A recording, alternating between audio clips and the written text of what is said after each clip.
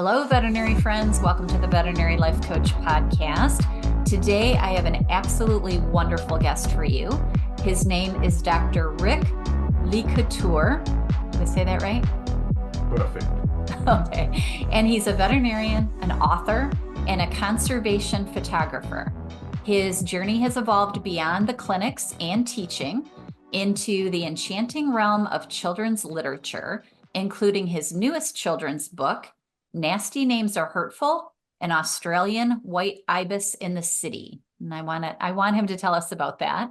Through his stories about animals, Rick seeks to cultivate in young readers a sense of curiosity, empathy, and responsibility towards the natural world. And I'm so excited to have him on the podcast today. Welcome to the podcast, Rick. I'm delighted.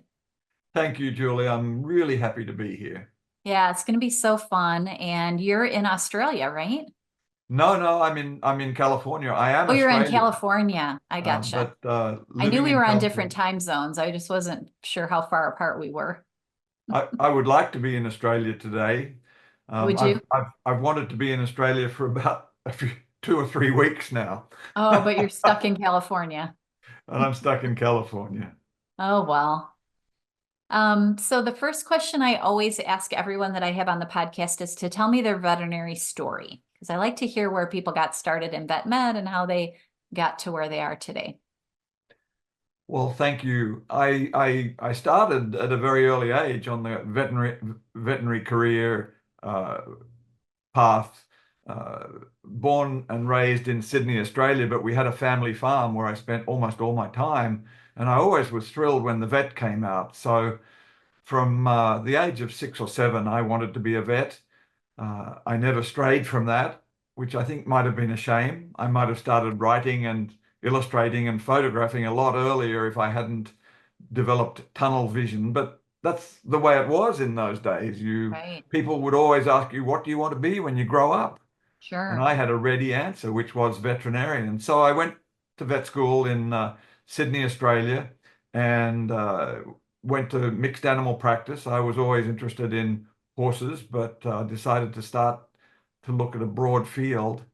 And by looking at a broad field, and from there realized that even though I'd been through vet school, I really didn't know very much. And there were these new programs in America, and I'd never been out of Australia, and these new programs called internships. So I thought, that's perfect for me. Now we're talking about the late 70s here, Julie. Right. So So that was pretty new, right? the internships were very new then, and I'd read about them, and I thought, that's for me. So I applied to about 15 or 20 schools and was rejected by everybody. Oh, bummer. Yeah. And I thought, well, they just don't know me. So I bought a one-way air ticket, hopped on a plane, came to North America, and my objective was to visit every single veterinary school because surely, Julie, once they saw me and met me, they would want to hire me. I love that. Yeah, well, I hit the ground with a bit of a thud because It didn't work, huh? the first place I went was the Ontario Veterinary College in Canada, and I met with the chairman of the department, who let me know that there had been 140 something applications for a solitary internship position and that I had not ranked. And as a matter of fact, as he stretched to the bottom of a huge pile of folders, he said, "Do you want me to tell you where you ranked?" And I said, "I think I have the picture." Asked to Oh, stay for a couple of weeks so that I could see what it was all about, because clearly I needed a readjustment in my attitude and approach. right. Spent the 2 weeks, loved it. North American veterinary medicine opened my eyes to the possibilities. And at the end of 2 weeks, I had an exit interview with the department chairman, who was a very eminent veterinarian, Dr. James Archibald, who did a lot of surgery during those times and was a very well-respected person. And he called me into his office as I was due to leave, and he said, "I have a problem." And I said, "What's your problem?" I used to call people sir in those days. I find it a bit um, inappropriate now with my age. But I said, "Sir, why did you call me in today?" And he said, "Well, I've had quite a number of people come by my office and tell me we need to hire you. He said, it's as though you've been staying in the veterinary hospital 24 hours a day. They say you pop up everywhere. You're so interested. You ask so many questions, curiosity. Right. And he said, so it's almost as though you've been living here. Well, Julie, I had been living there. I didn't have much money. I had a pack on my back, and I used to stay in the restroom at the vet hospital because Oh, there that's was a hilarious. yeah, there was a shower there, and I could get ready for the next day, and I didn't miss anything because I was there all the You were time. there 24/7. Anyway, I Love it. think he knew that. So the long story short, they created an internship for me, and I did an internship and a surgical residency at Guelph. Fell in love with neurology because of a person. I think it's the people that make the difference in our lives. And somebody took me under their wing and taught me neurology. So that was my new direction. I did a second residency at California in neurology, neurosurgery, and the rest is history. PhD, faculty position at Colorado State in neurology, neurosurgery, back to Australia for 5 or 6 years, starting one of the first specialty practices in Australia, and then back to the US to become professor of neurology, neurosurgery at UC Davis, where I stayed till I retired in 2015. So I think that's a brief encapsulation of my life story. I look at life as a bunch of left or right turns, and if you turn left or turn right, your life goes in a different direction. T intersections, if you like. That's Yeah, my view on life. But if you turn left and you perhaps should have turned right, you can make several right turns and get back to where you started. So, absolutely.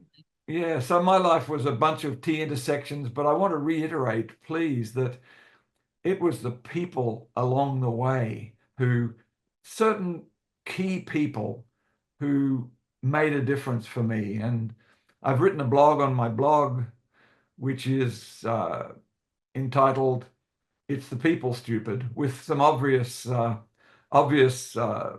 pilfering from some very well-known people. But it's Right. the people, stupid, and that's how I view life. And I don't like the word stupid except in this one context. Because it's Uh, funny. it's because it's funny in that context. So that's my life in a nutshell. I'm happy to talk about any aspects in more detail, but Well, what comes to mind for me is what do you think? I mean, you were a young man, you decided you wanted to do an internship, and where did that tenacity or I don't know what word I'm looking for, but where do you think that came from? That idea that I'm just gonna leave my home country and go to Canada and I'm just gonna show up at this veterinary school and tell them I want to be an intern and why didn't they pick me? Like what do you think that was that caused you to do that? Because that's a very brave and interesting thing for someone to do. Do you think it was something your parents instilled in you, or where do you think that came from?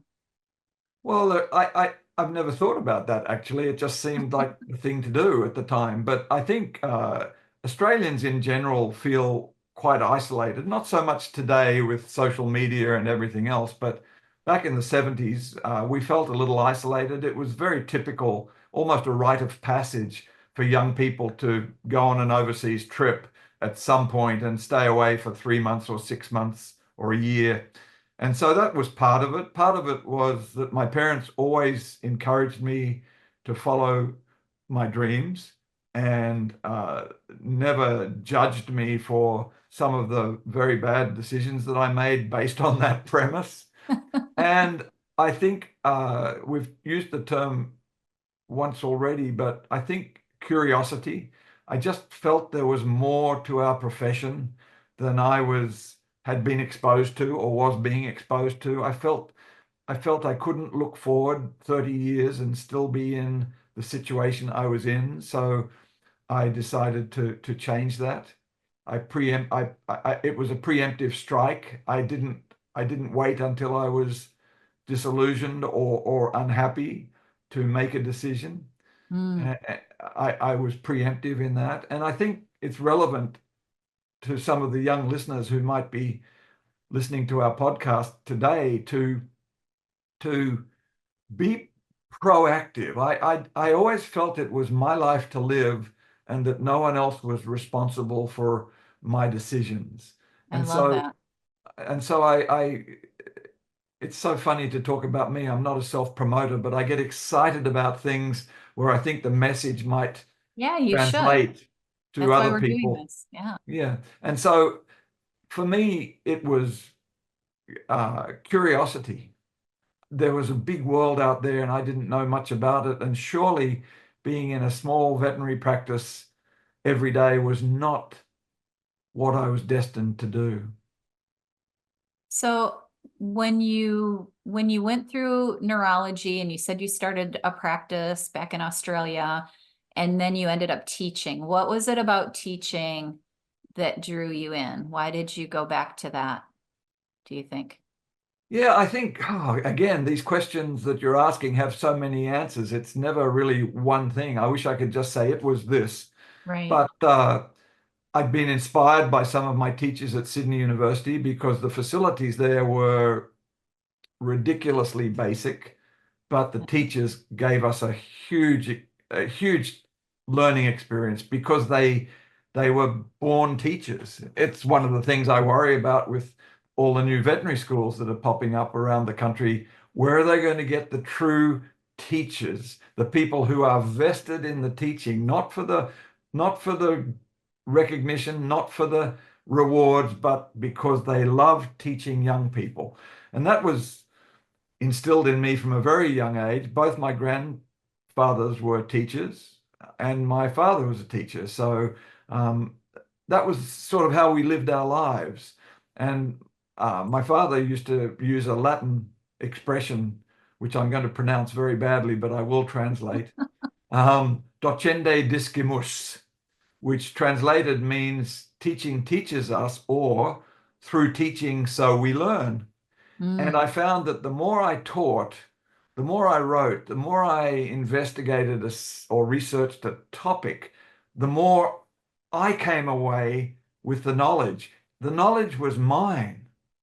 No one gave it to me. I went out and found it. And I think that was part of the reason that I decided on teaching, because it was part of the job to do all right. those things. It was part of the job to research topics and to find out about things and to be curious. And so I think that's what drove me to teaching.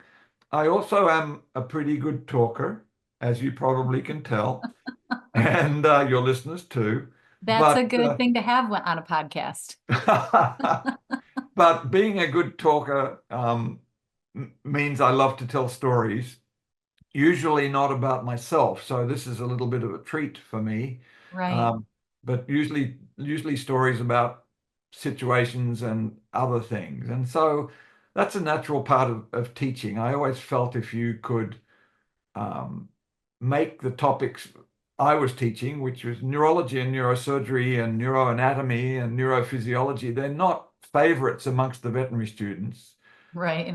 at first glance. However, I thought that through teaching I could inspire them. And in inspiring them, I inspired myself. And so it became a snowball. And I just couldn't imagine my life without teaching, which is one of the reasons I'm doing uh, the children's books. I want to teach young readers about the world they live in. You know, Julie, there are so few opportunities these days for kids to experience the wonder of nature because Right. parents are concerned about all the things that parents are concerned about. So kids don't get outdoors as much as we used to.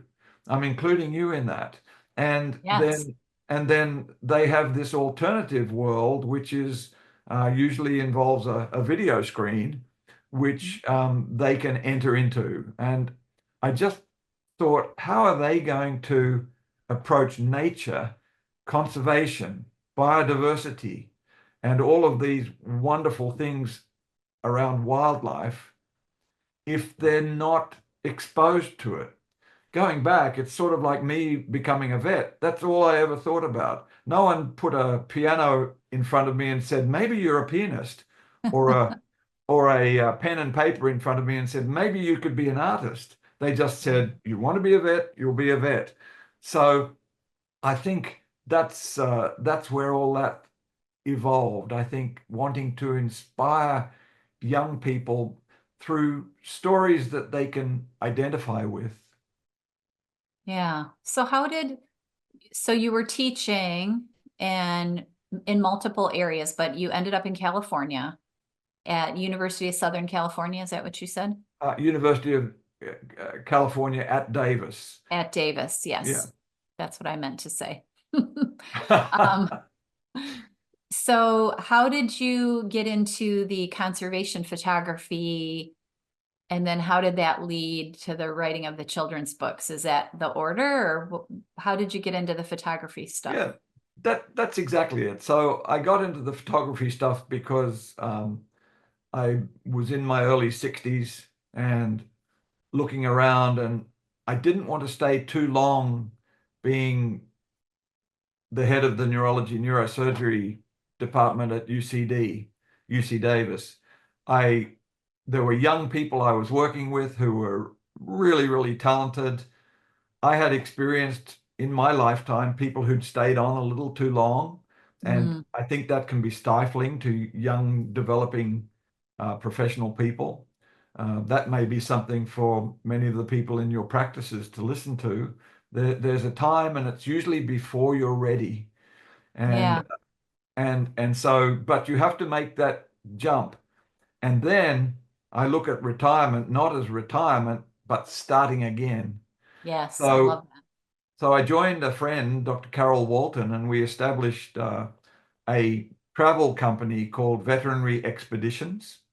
And Veterinary Expeditions takes very small groups of people around the world, everywhere from Borneo to Antarctica to Africa and elsewhere, to see wildlife in their natural habitat.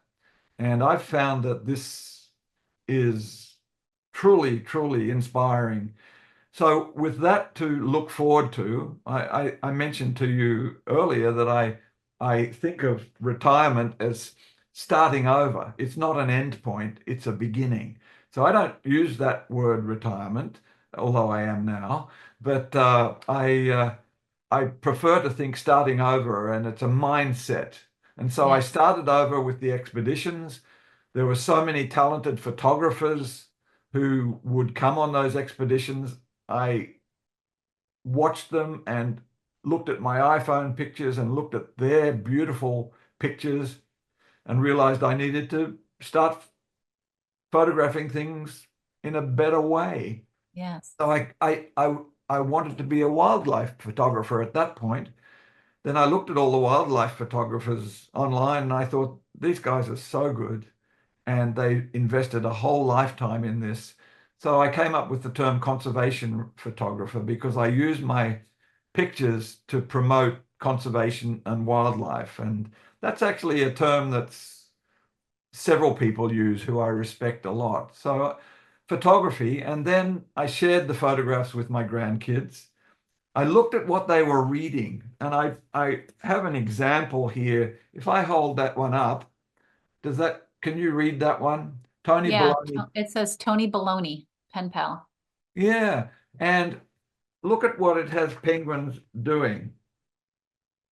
Sitting around a picnic table as a family. I wish I could find the one where they're all eating pizza, Oh but no. here they are having a bath in a bathtub. Yeah, Yeah, they're it's not exactly natural habitat. right, So I read that one to my grandkids and they said, "Oh, penguins are great. Penguins are." And I thought, "Well, do you know where they live?" I asked them. right. And they said, "Well, no. Do you know In the what they bathtub. eat?" Yeah, in the bathtub. Yeah. Do you know what they eat? No, fish. Do you know how hard life is for them where they live? So I determined in that moment that I would change it. So I wrote a book for them, and Oh, this that's is beautiful. this is one of my books, Yeah, Penguin Pen Pals, and I used my. I'm going to open it randomly there. I use my pictures to make the illustrations, I but love they're that. not at the dinner table eating a Right. meal. They're They're not in their watching natural TV. habitat. They're not eating pizza. They're actually porpoising out to sea, which is very dangerous for them, to Right. eat krill. And Yeah. so I wanted to provide that authentic information to my grandkids. And there are studies in Europe that have shown, Julie, it's amazing what you find in the research, the psychology literature. There are studies in Europe that have found if kids are exposed to authentic information as opposed to the whimsical, fantastical information, they develop a much more in-depth appreciation of wildlife and environment.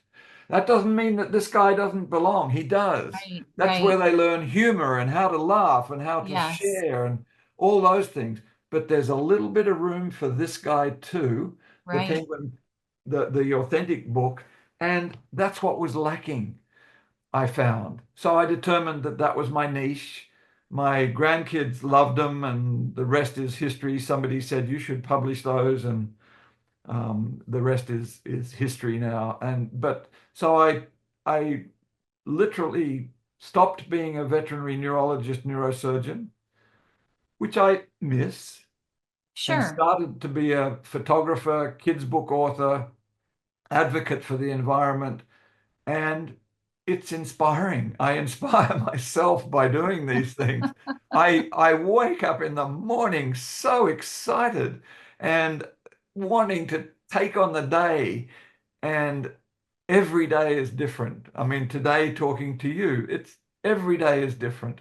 And all of this is because I want to introduce kids to this aspect of our wonderful, wonderful planet. And I hope we're in time, but I don't want to educate kids about the downside of climate change and so on, the Right. warming ocean. I want to inspire them to find out those aspects themselves by letting them know these amazing creatures exist in all these places. There's not enough time to write all the books that whiz in and out of my brain every day, and so I'm the lucky one. I'm the lucky one. I have every day the mission of helping wildlife through young readers. Yes. And I hope my books reflect that. I have you read one of my books, or they didn't Not send you one? yet, but I'm going to now that you showed it to me. Well, if you make You sure you before said we, you just published a new one. I in the introduction we talked about that. Do you have that one with you? I do. Now, this one's uh, a work about animals from my homeland, the Australian White Ibis. Right. And this bird is a most magnificent bird, Julie. I It was, love birds. I'm a bird vet, so oh, birds are my really? favorite. I love Oh, birds. well, I am, the last 10 years, I have become obsessed with birds. Have I have you? a few obsessions. So that's really interesting to know about you. I want to talk Yes. more about that. But so I, this bird, though, was in Australia long before people ever landed on Australia's shores, long before the Aboriginal people migrated to Australia. And the Aboriginal people, of course, like the ancient Egyptians, used to worship this bird, and they would Mm. maintain this bird because this bird kept the wetlands fresh so that they could catch fish and so on. So there was Right. this wonderful relationship between the Aboriginal people in Australia and this bird. And then people like who looked like you and me arrived on the sunny shores of Australia. And what did they do, Julie? They They took it over, immediately didn't they? they immediately started to agriculture, Right. grazing domestic animals, hmm drying up the wetlands, and this beautiful bird almost became extinct. Wow. However, a few zoos took this bird on. The bird, long story short, it's a wonderful story, which I include at the end of the book so parents can read it before they read the book to the I kids. love it. And this bird escaped from the zoo, and they couldn't find it anywhere in Sydney and Melbourne, two of our capitals. And when they finally found the bird, it had had babies, had nested, which they couldn't get it to do in the zoo. It was Nice. happy in the parks Of with, course. Yeah. and so it became a domestic, an environmental refugee.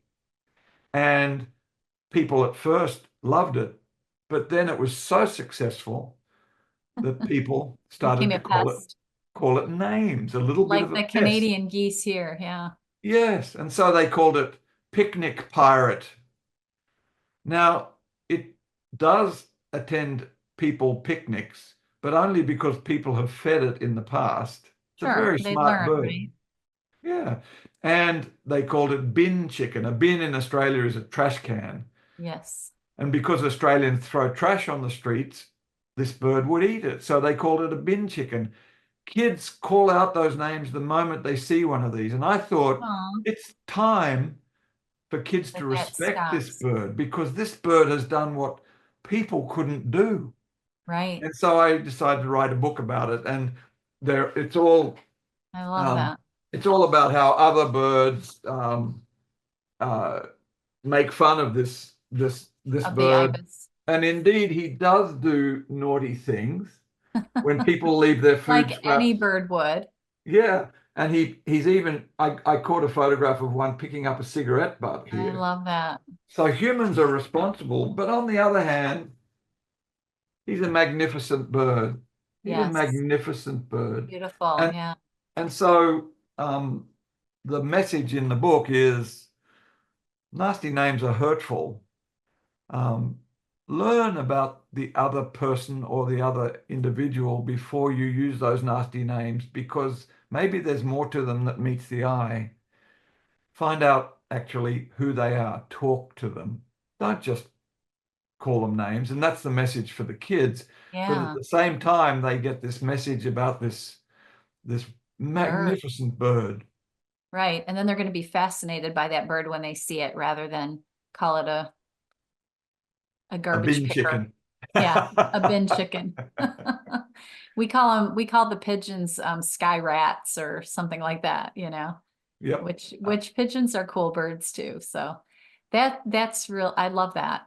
So when you write your children's books, is it always with the idea of conservation and life lessons? Is that kind of what you try to impart, Yeah. or is it just happen to happen that way? Wow, that's an interesting question. It just happened to happen that way. I really started off to write this one The book because about the bird. about the bird, but then I realized these nasty names that kids face that in their Right. in their Bullying, lives. right?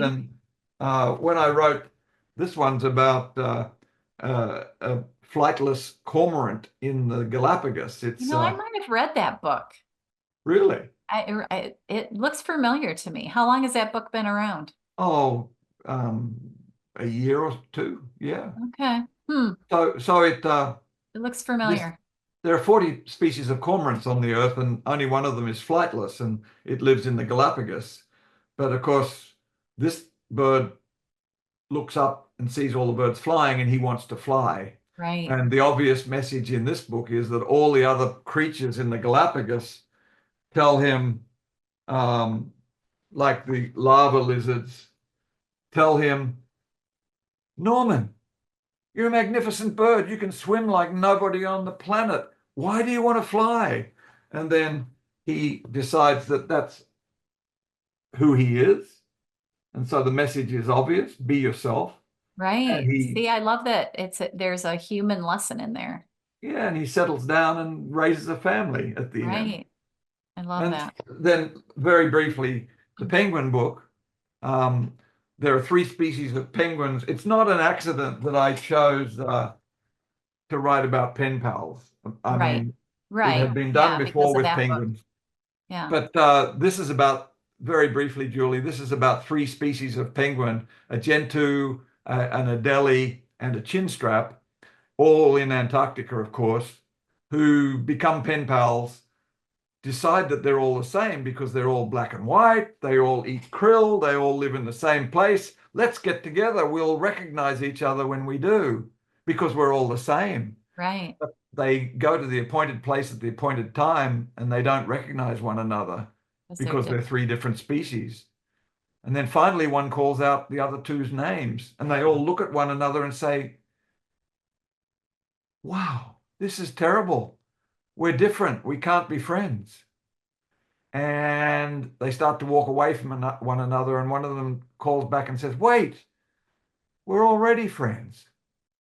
And then they walk off into the distance together. And so the message is obvious there, you know, acceptance, friendship, and so on. Yeah, I love that. Diversity. Yeah, it for sure is. That's fascinating. So tell me, how did your experience with veterinary medicine kind of weave into some of these stories that you're writing? Do they? Do you use any kind of vet med stuff in your books when you're writing them? Um, I've I've purposely decided, or it's Not a to?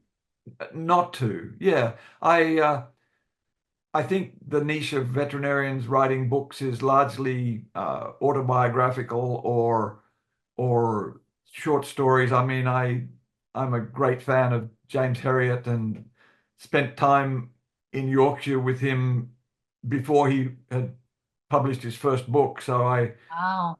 I wrote a blog about that, Julie. Oh, I'll go read it. I'm gonna have Yeah, to go read and all your blogs now.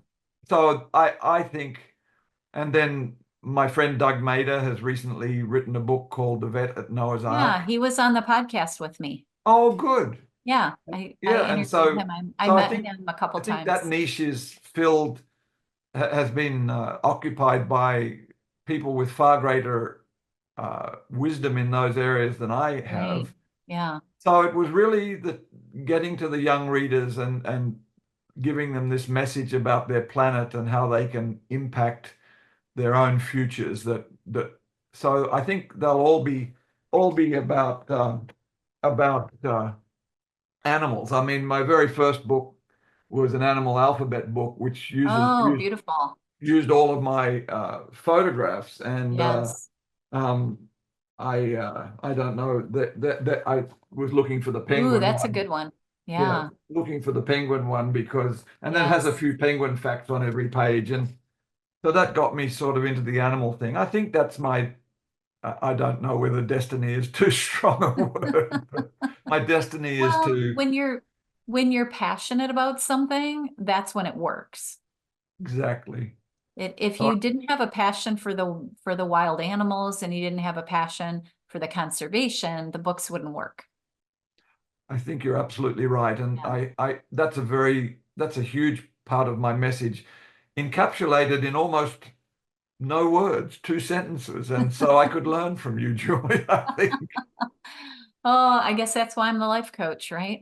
that would No, be my that's my guess. curiosity about people. Like I like to see, I think people are fascinating and I like to see why they think the way they do. And I see through your writing and through the photos that you're taking why you're doing what you're doing, but also why you think the way you do.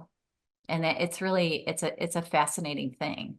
And I think what you're offering to me by telling me your story, you're offering to other veterinarians out there to understand that even though we're veterinarians, we're so much more.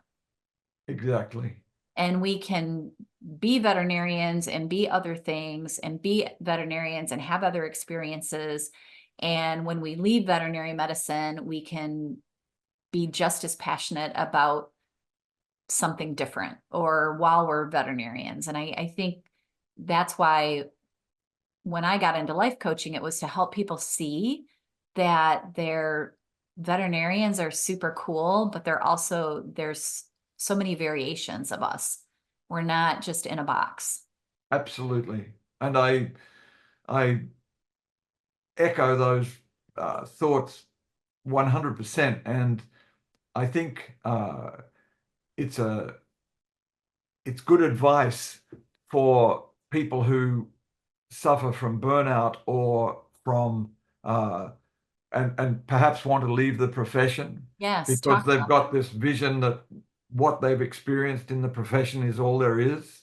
right. But my experience with veterinarians, almost without exception, is they're amazingly interesting people, and there's a depth that they often don't explore within themselves because they're so busy Yes. or they're Yeah. so stressed. They feel stuck.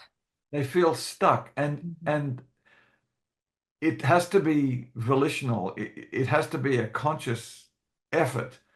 But all the veterinarians I know are interesting and inspiring people in their own rights. And And how could nice people too, right? Nice and kind and lovely, our profession attracts all of those right? sorts of people. And I think part of your job must be to have people look in the mirror and recognize that. Yes. Yeah, I think we somehow the whole process of wanting to be a veterinarian your whole life, because that's what a lot of our stories are, yours, mine, a lot of people's, and then accomplishing that goal. I think something about that process, once you get to be in that profession, you feel like then you have to stay because Exactly. that's what you always wanted to do, or you think you have to stay in that area when there's so many things that you can do. Like I wanted to be a hospital owner, and so I did. And to me, that was way bigger dream than even being a veterinarian and having children and having a family. Like I wanted to do all those things. And so I did. And I think sometimes once we get into vet med and we're so busy, we forget that we can still have other things and we can still have other goals and we can still, work part-time and try to do something different at the same I, time or I, whatever we want to do. yeah, that's a wonderful message to send to people listening today. That the sky's the limit. Your imagination is the limit. Right, exactly. And you wouldn't believe the people that I coach, the things that they come up with. Because I'll just start asking, well, what do you like to do? Well, if you weren't a vet, what would be fun to you? Or, if you just start like exploring your interests, they can turn into, like yours turned into a profession. Your photography and then writing and blogging and writing children's books. And now that's your new profession or your second profession or third or whatever it is. And they have so many great ideas. Absolutely. Yeah. I So that brings me to a question about the veterinary expeditions. That's what it's called, right? Veterinary expeditions. correct. Yes. Tell me about that because that's super interesting. That's something that I want to do. I want to go on some of these trips that are sponsored because I think that would be a really fun thing that I haven't done in my life. Well, most people approaching retirement, if you ask them what they're going to do, this is the average answer in my Yes. experience. In my experience, they say, "Oh, I haven't thought too much about it yet, but I think I'd like to travel. I see the world. I've delayed doing that a lot." And so do you hear that when you talk to Oh, people? absolutely. Yeah, Yeah. I've said it. I mean, I Yeah. traveled a lot inside the US when I was working and raising my children, but I didn't travel outside the US. And so now that's what I'm trying to do more of. Yeah, absolutely. I'm Because going then to you have the interrupt the money thought. I too, see a right? little bit of a Shetland sheepdog in the corner of Oh your yeah, I picture. have two. I have two of them here. I have Parker and Trent. Beautiful, gentle dogs, aren't they? Yeah, they are. They're wonderful companions when you need to talk something over. Oh, I know. My husband laughs at me all the time because I'm always talking to the dogs. And then I answer back in their voice. And he thinks Of that's course, hilarious. of course. Oh, by the way, that's another thing we could talk about forever. That little voice we find when we talk to our animals, Yes. that's such an important insight into the way people think because it's a great leveler. We all Yes. develop the same sort of little voice. And I've always thought about that. But anyway, to get back to veterinary expeditions, Yeah, tell um, me about that. it as I approached retirement, I started to think about travel, and I have a very, very good friend who I met when I was with the North American veterinary community, NAVC, and Doug Mader, actually, who you've had on the podcast, Mm-hmm. uh, was the instigator of starting a program called NAVC Expeditions.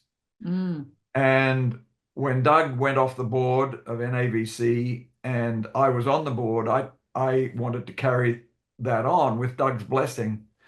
And the executive part of the program, part of NAVC, decided that they needed to develop other things. And so they've now, 10 years later, they've developed the largest veterinary conference and expo in the world, VMX in Yes. Florida, and there'll Mhm. be 27,000 veterinarians there in January. Yep, I go every year, pretty much It's every year now. it's just huge. And that was It is. just It's starting as crazy. a concept when I was on the board. I was also the chief veterinary officer.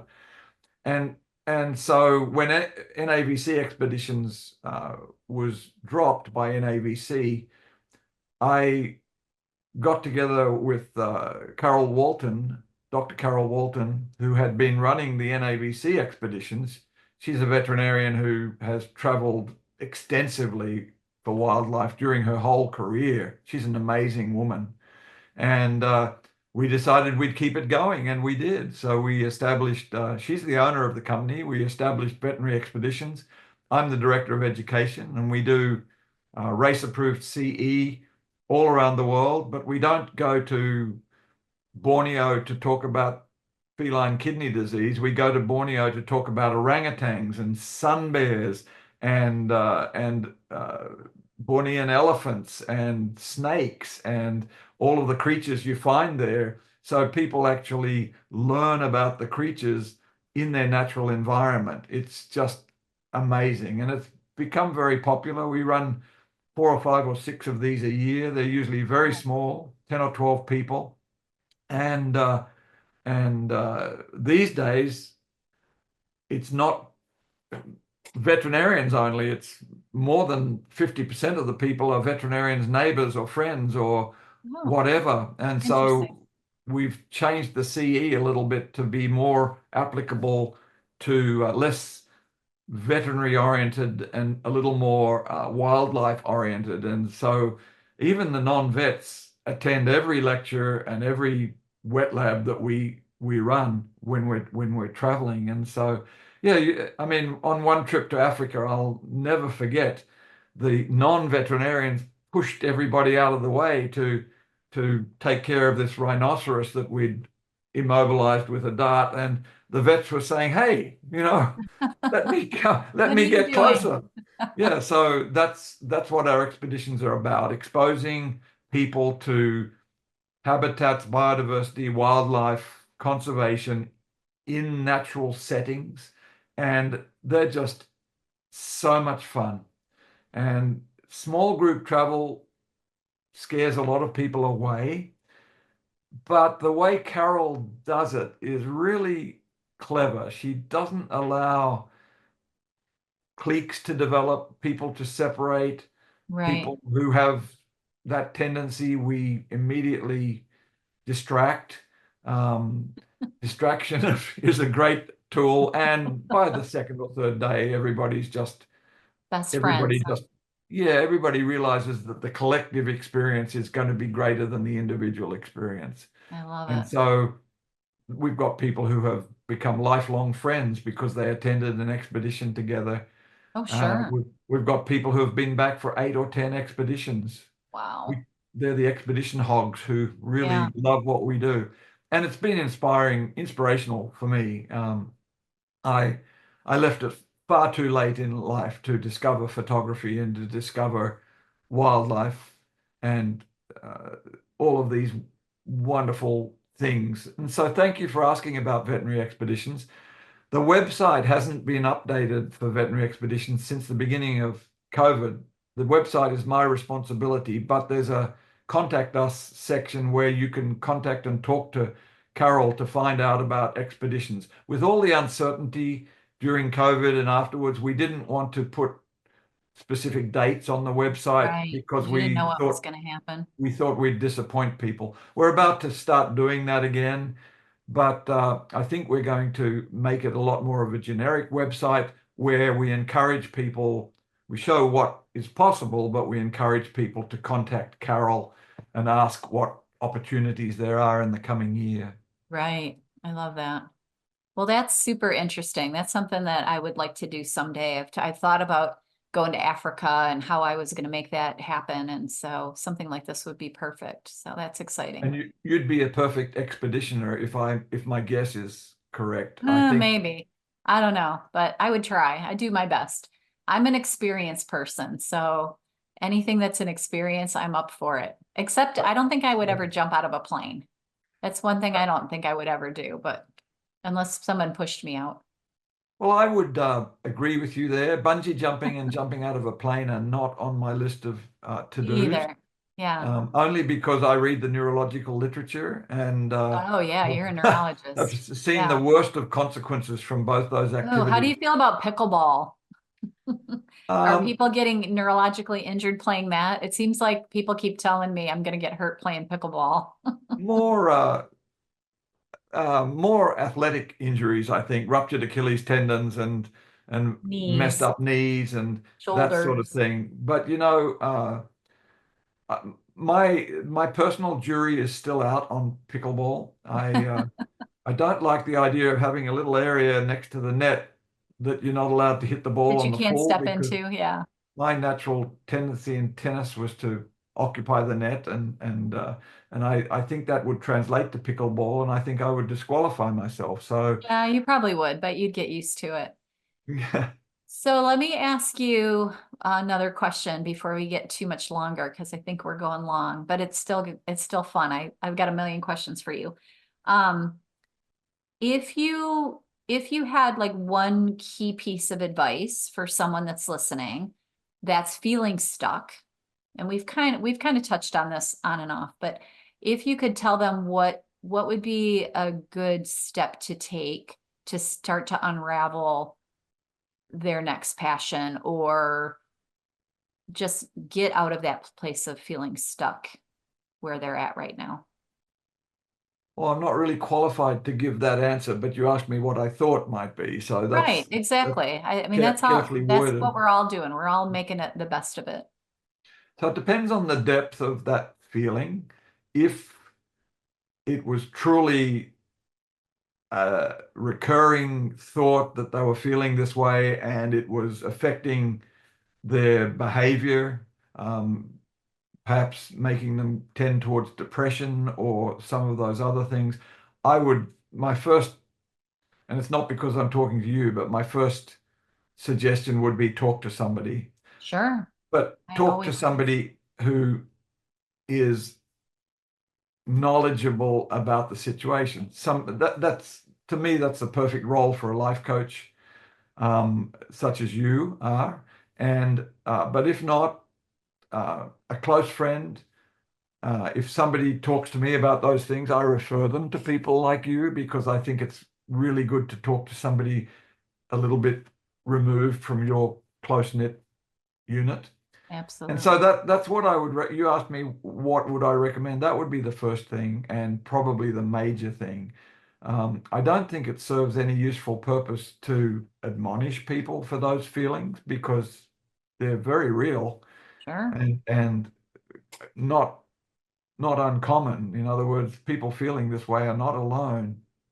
So I tried to address this in one of my blogs. I keep talking about my blogs, which No, is that's good because people like to read, so they'll have to look at your blog. I tried to address this by putting in some of my ideas about why people are leaving the profession. But the only piece of advice I would actually give beyond what I've already said is you can do it. The sky's the limit. You don't know until you have tried.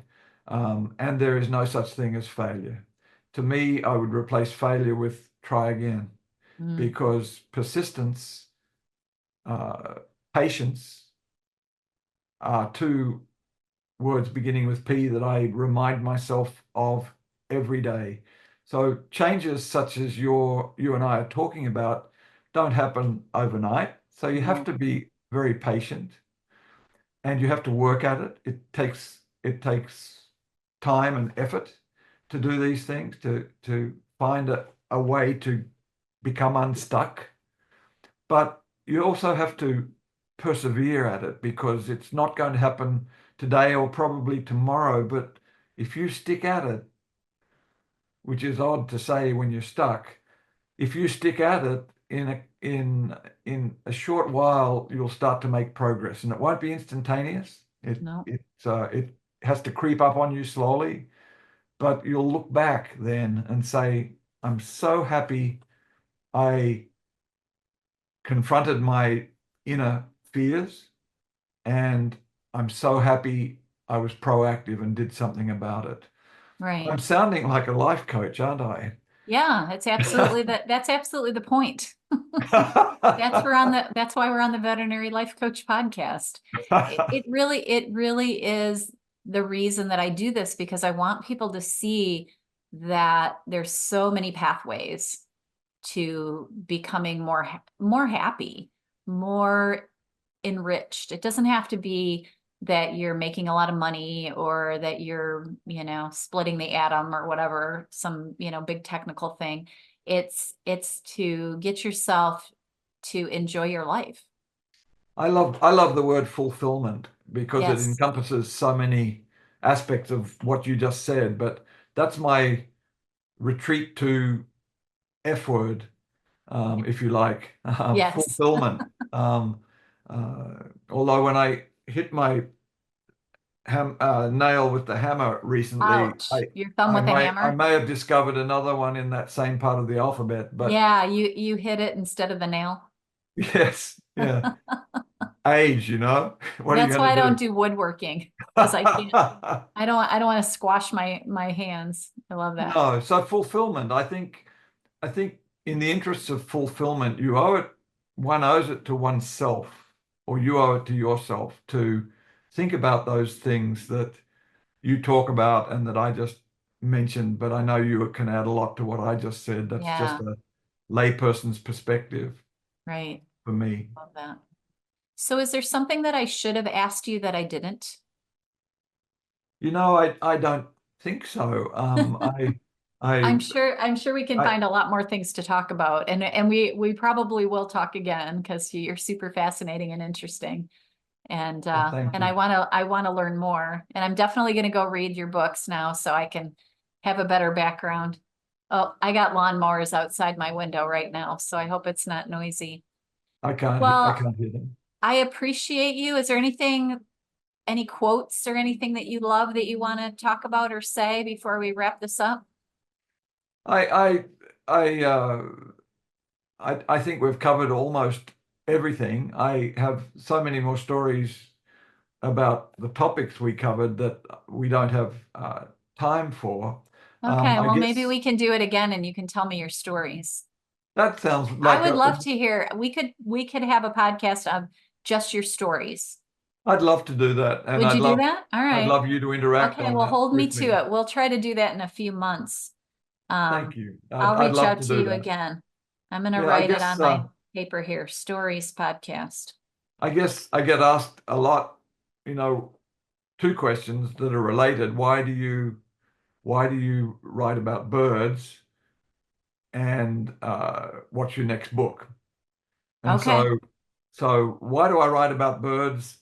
I think simply because of that Tony Baloney penguin book.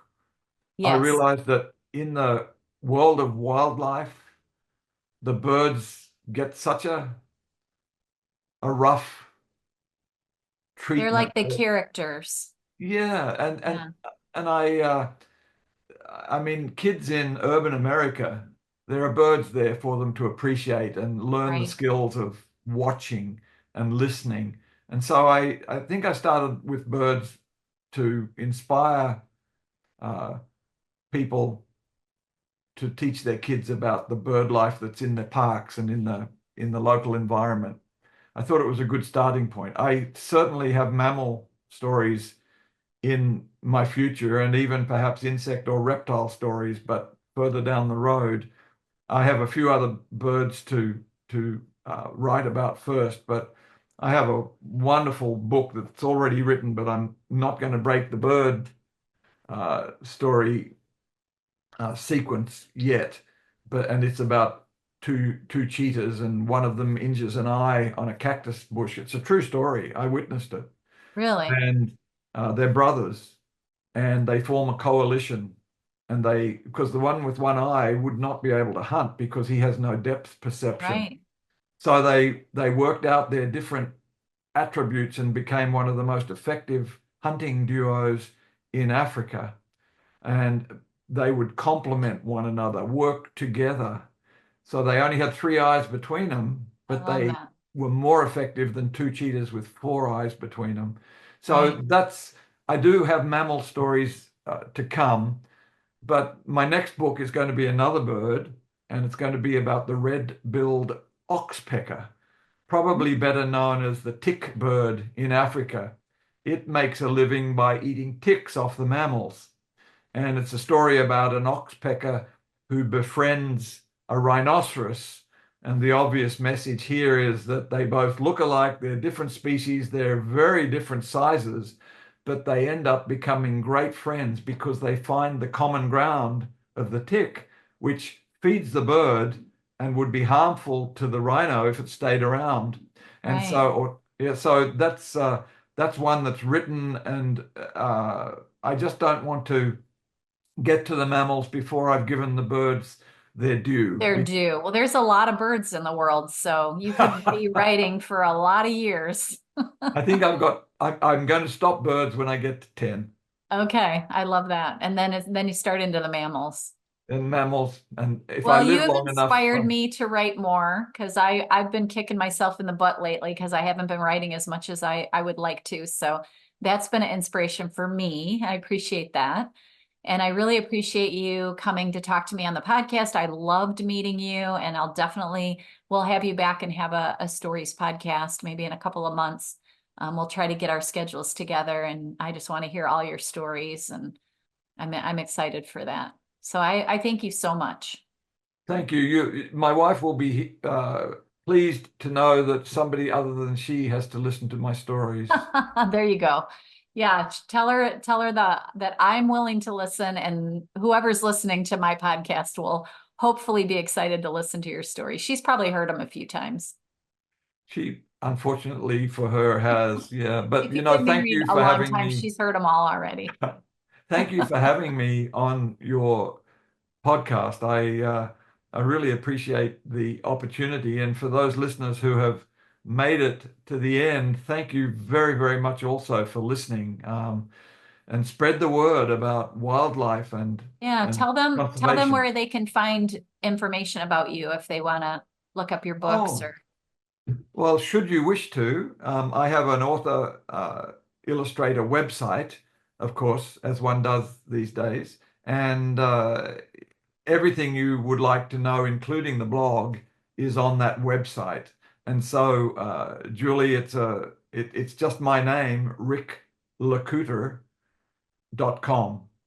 And or if you want to get there to the blog more quickly, if you just type in Rick's blog, that will get you to the blogs, and you can get to my website from the blog very easily. okay. Well, I'll put it in the show notes so they can click on it and jump over there, and I'll definitely be reading your blog. And thank you. And I will, of course, be promoting our chat on that website too. And Perfect. hopefully we can get a few more listeners Yeah, that way, because that'd be great. I think if people find out what you do and how gently you broach all these different subjects, I can see why people want to listen to you. I want to listen to you. Okay, well, And that's a big compliment. Thank you yeah, so much. no, I appreciate it. it's it's definitely an insight into your life coach work, that you're very patient and let your guests ramble a little bit, and Well, I it's like funny that. because I've never thought of myself as a patient person. So I guess as I've gotten older, I've become more patient. Maybe you should see a life coach. I know, right? Well, I have seen a life coach, a few of them. That's how I got into this. But just because they helped me so much, and I thought it was such an amazing thing to offer. So, I think it but is I too. And appreciate you being here so much, and I really loved meeting you. I thank you all for listening this week. And I just, if anybody wants to read Rick's books or learn more about him, please go to his website, and I'll definitely promise that I'll have him on again. So have a beautiful week, everyone. Bye. Bye, Rick. Bye. Thank you.